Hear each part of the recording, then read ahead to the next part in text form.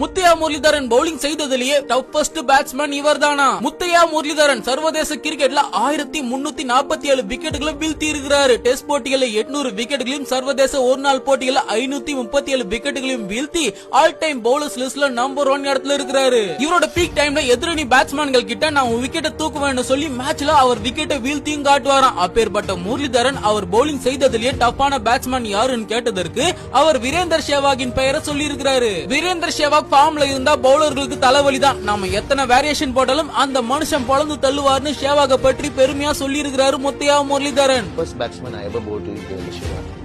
So his attitude is like different attitude than any other. சேவாகுமே ஒரு பேட்டில தான் face பண்ணதிலே கடினமான bowler Muralidharan தான் சொல்லி இருக்கிறாரு. அவரோட வேரியேஷனை கணிக்கிறது கஷ்டம். அதனால எந்த கேம் பிளானும் இல்லாம அந்த சமயத்திற்கு ஏற்ற மாதிரியான ஷாட்ஸ் எல்லாம் ஆடுவேன்னு சொல்லி இருக்கிறாரு. இப்படி இவங்க 2 பேருமே ஒருத்தர் மாற்றி புகழ்ந்து தள்ளி இருக்கிறாங்க.